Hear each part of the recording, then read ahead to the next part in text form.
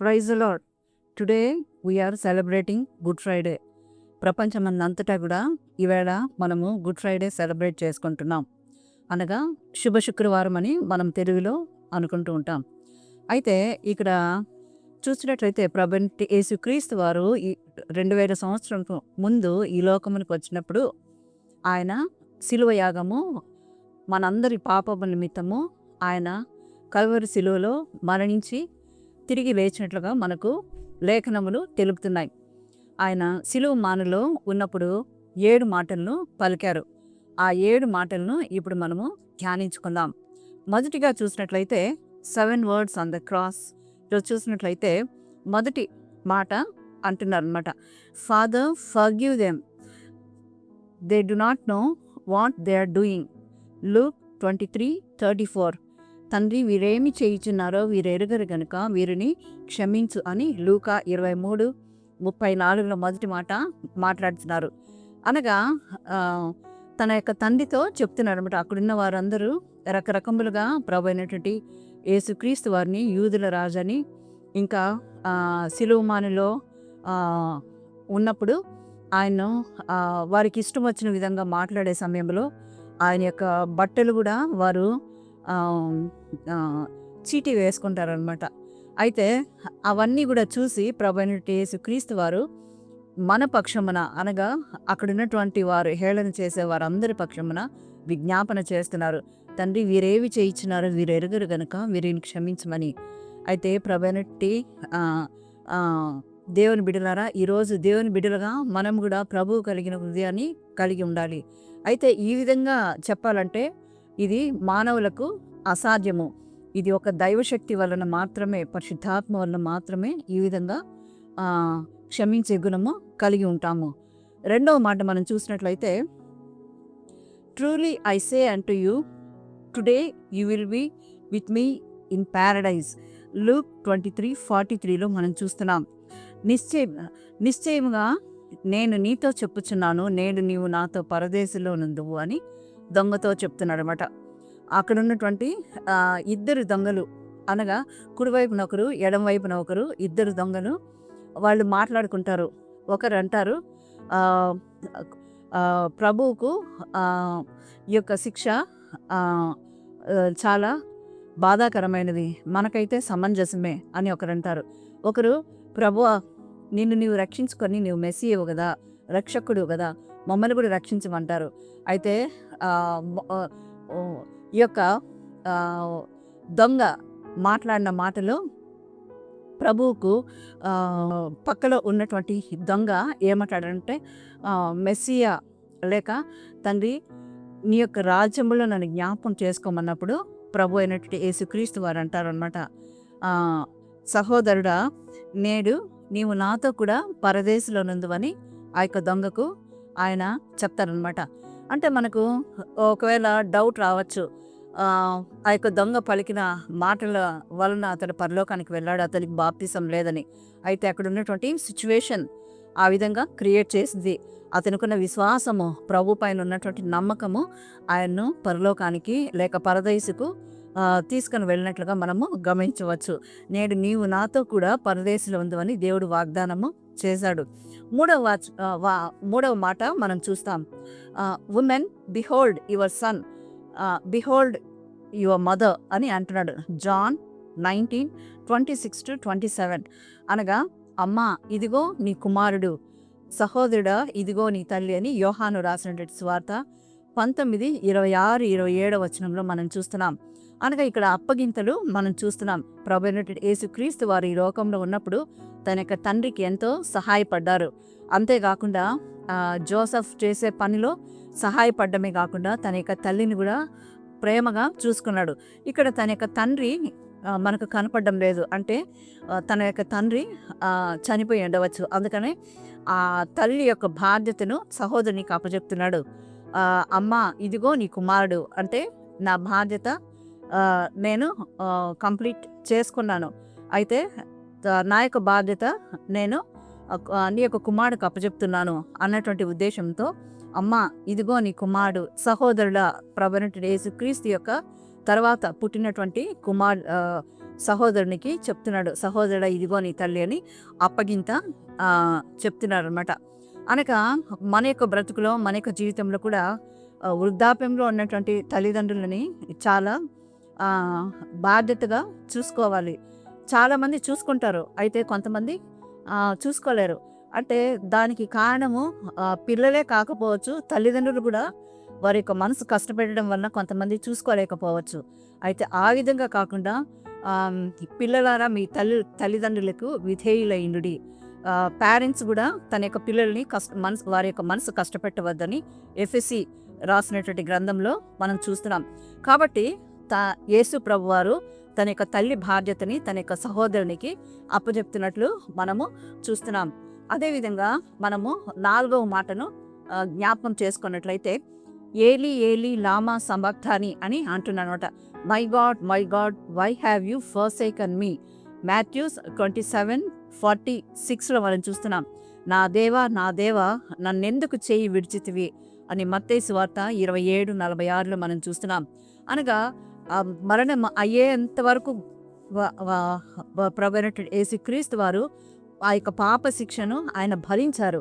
అందువలన అక్కడ connection cut అయిపోయినట్లుగా ప్రభు feel అవుతున్నారు అన్నమాట. తన యొక్క తండ్రి పరలోకమందున్నటువంటి యెహోవా తన యొక్క తండ్రి యేసు ప్రభు వారి చేయి విడిచిపెట్టేశారు అన్నటువంటి ఉద్దేశంతో ఆ యొక్క ఫీలింగ్తో అంటున్నాడు అనమాట. నా దేవా నన్నెందుకు చేయి విడిచితివి. My God why have you forsaken me. ఏలీ ఏలీ లామా సబక్తాని ఆయన పిలుస్తున్నారు. తన యొక్క తండ్రిని పిలిచి ఆయన ఈ విధంగా బాధపడుతున్నట్లు చూస్తున్నాం. మనం కూడా ఈ యొక్క లోకంలో బ్రతుకుతున్నాం. లోక బాధ్యతలతో మనం ఈడవబడుతున్నాం. ప్రతిరోజు మనకున్నటువంటి బాధ్యతలు అయితే కొన్నిసార్లు చాలా లోగా అనిపిస్తూ ఉండవచ్చు. ఆ సమయంలో మనము చాలాసార్లు ప్రభువా నా యొక్క ప్రార్థన విను అని మనం ప్రార్థిస్తూ ఉంటాం. అంతేకాకుండా ప్రభు యొక్క సహాయము పొందటానికి ఆయన వైపు మనం కన్నులెత్తి చేతులెత్తి ప్రార్థన చేసినప్పుడు తప్పకుండా దేవుడు మనకు సహాయం చేస్తాడు. 5వ మాటని మనము జ్ఞాపకం చేస్తున్నాం. ఐ థర్స్ట్ అని అంటున్నమాట. జాన్ 19:28 నేను దప్పిగొనుచున్నాను అని అంటున్నారు. యోహాను రాసినటువంటి సువార్త 19:28లో అనగా యేసు ప్రభువారు ఆ యొక్క ఎండకు ఆ యొక్క సిలువను ఆయన మోసి కొరడా దెబ్బలు ఆయన తిని తర్వాత ఆ యొక్క రకరకములైనటువంటి ఆ యొక్క ముళ్ళ పొదలు, గచ్చ పొదలు లేక ఆ యొక్క రాళ్ల వెంబడి ఆయనకి ఎండలో ఆ యొక్క సిలువను మోసుకొని వచ్చే సమయంలో ఎంతగానో ఆయన దప్పికొన్నారు. ఆ సమయంలో ఆయన అంటున్నాడు ఐ థర్స్ట్ అని అంటున్నమాట. నేను దప్పికొనుచున్నాను అంటున్నాడు. అనగా అది శారీరకమైన దప్పి అయినప్పటికీ వారు నీరు యేసు ప్రభు వారికి ఇవ్వకుండా చేదు చిరకను ఆయనకి ఇస్తారు. అనగా అది మత్తు. ఆ యొక్క చేదు చిరకను ఆయన టేస్ట్ చేసినప్పుడు ఆ యొక్క దెబ్బలు ఆయన పొందినటువంటి గాయములన్నీ కూడా ఆయనకి మర్చిపోతాడు. ఆ యొక్క దెబ్బలు ఉన్నటువంటి ఆ యొక్క పెయిన్ అంతా కూడా డిసపియర్ అవుతుందన్న ఉద్దేశంతో వారు చేదు చిరకించినప్పుడు ప్రభు నిరాకరిస్తారు.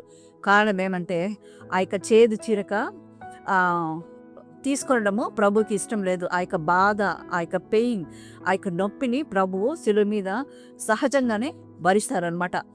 అది అంతేకాకుండా ఈ లోకంలో ఉన్నటువంటి మనం కూడా ప్రభువైనటువంటి యేసుక్రీస్తు వారు అన్న విధంగా ఐ థర్స్ట్ నేను దప్పిగొనుచున్నాను అన్న విధంగా మనం కూడా ఆత్మల భారమును కలిగి ఉండాలి. నశించుతున్న దానిని వెదకి రక్షించుటకు ప్రభువైనటువంటి యేసుక్రీస్తు వారి లోకమునకు వచ్చిన విధంగా మనం కూడా ఈ లోకంలో ప్రభువును ఎరగనటువంటి వారికి, దేవుని ప్రేమ తెలియనటువంటి వారికి మనం తెలియజేసేటటువంటి బాధ్యత మనకు ఉన్నది.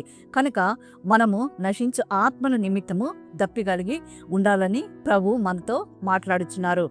ఇంకా మనము 6వ మాట మనం చూసినట్లయితే ఇట్ ఈస్ ఫినిష్డ్. యోహాను జాన్ 19:30 సమాప్తమైనది. యోహాను రాసినటువంటి సువార్త 19:30లో మనం చూస్తున్నాం.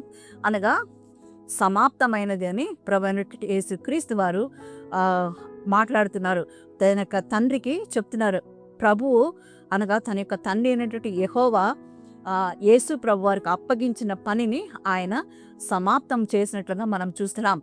ఆయనకున్నటువంటి బాధ్యత ఈరోజు మనకు దేవుడు అప్పచెప్పాడు.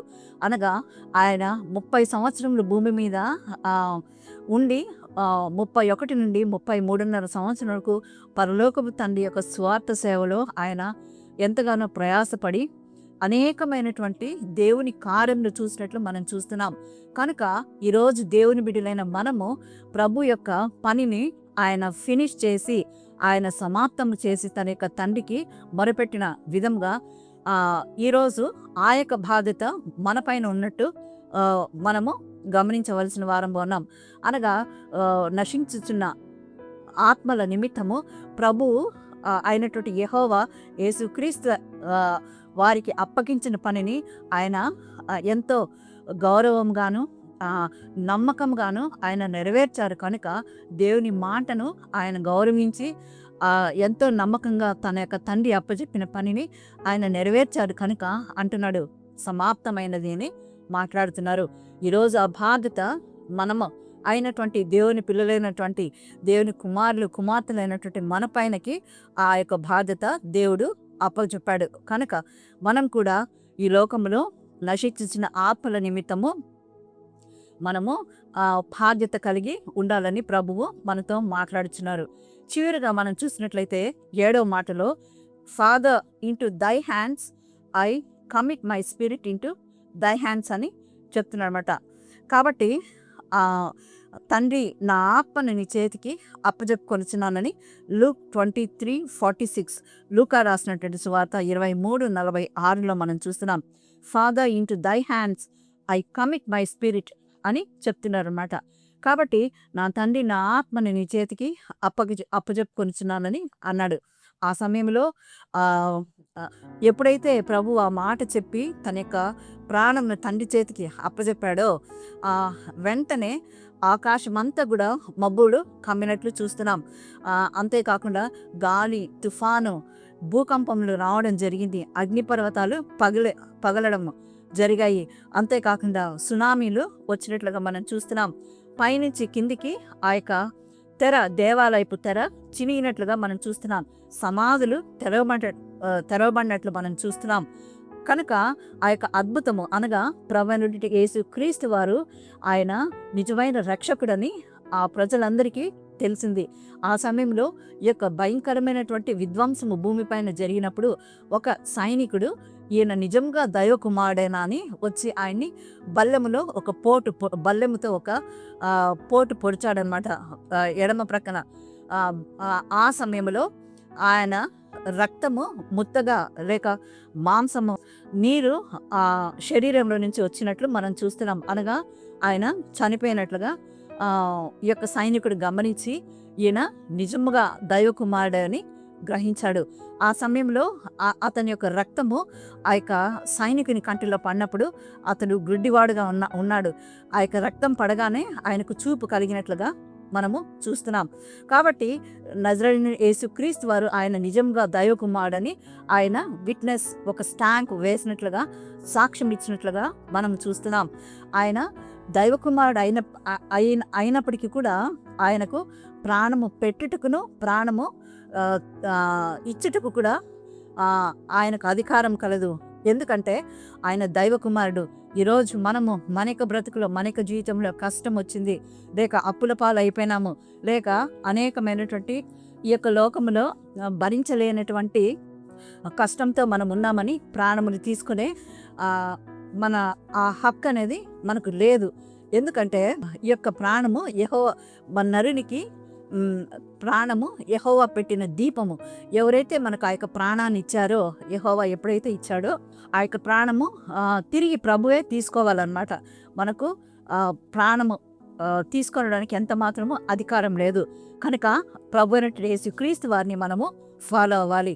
ఆయన తన యొక్క ప్రాణమును తండ్రి చేతికి అప్పచెప్పాడు. మనం కూడా మన యొక్క ప్రాణమును చివరి వరకు దేవునికి నమ్మకంగా ఉండి ప్రభు పిలిచినప్పుడు మన యొక్క ఆత్మను, మన యొక్క శరీరమును, మన యొక్క స్పిరిట్ని మనము దేవునికి ఆత్మ, శరీర, ప్రాణమును దేవునికి అప్పచెప్పవలసిన బద్ధులమై ఉంటున్నాం. కనుక ఈ యొక్క 7 మాటలు మాట్లాడిన తర్వాత ప్రభువైనటువంటి యేసుక్రీస్తు వారు ప్రకటన గ్రంథంలో మనం చూసినట్లయితే మనకంటే ముందుగా ఉన్నటువంటి మన యొక్క పితరులు ప్రభువును పిలుస్తున్నారన్నమాట. నాథా సత్యస్వరూపి, ఎందాక నీవు మాకు తీర్పు తీర్చకయు ఉందువని వారు కేకలు వేస్తున్నారు. కాబట్టి ఈ యొక్క 3 రోజులు ప్రభువు ఆయన సమాధిలో ఉన్నట్లుగా మనం చూస్తున్నాం. సమాధిలో లేరు, కానీ ఆయన పాతాళమునకు వెళ్ళి మనకంటే ముందు అంటే యేసుక్రీస్తు వారు పుట్టక మునుపు ఆయన చనిపోయినటువంటి భక్తులు అనగా అబ్రహాము, ఇస్సాకు, యాకోబు, మోషే వీరందరూ అంటే మనకు పాత నిబంధనలు ఉన్నటువంటి దైవజనులందరూ కూడా రక్షణ వస్త్రములు ఆయన కోరుచున్నారు. కనుక వారికి 3 రోజులు రక్షణ వస్త్రాలు ఇవ్వటానికి ఆయన పాతాళమునకు వెళ్ళి వారికి రక్షణ వస్త్రాలు బలిపీఠం ఎందుకు వెళ్ళి ఇచ్చినట్లుగా మనం చూస్తున్నాం. అంతేకాకుండా ఇంకొకటి మనము గ్రహించవలసిన వారంగా ఉంటున్నాం. ఎందుకు ఈ విధంగా ప్రభు 3 రాత్రులు పగలు ఏ విధంగా ఉన్నాడని చాలామంది మనుషులకు డౌట్ వస్తూ ఉంటుంది. అయితే మనము ఒకసారి గమనించినట్టయితే తల్లి గర్భంలో 9 నెలలు ఉన్నాం, తర్వాతనే మనము బయటికి రావడం జరిగింది. కాబట్టి యేసు ప్రభు వారు కూడా ఆయన 3 రోజులు ఆయన చనిపోయి తన యొక్క పిల్లలైనటువంటి ఆ యొక్క అబ్రహాము, ఇస్సాకు, యాకోబు వారందరికీ కూడా రక్షణ వస్త్రములను ఇచ్చి ఆయన తిరిగి 3వ దినము లేచినట్లుగా బైబిల్ గ్రంథము మనకు చెప్తుంది. ఆ యొక్క రిజరెక్షన్ మెసేజ్ని మనము కంటిన్యూ చేసుకుందాం. God bless you all. Thank you.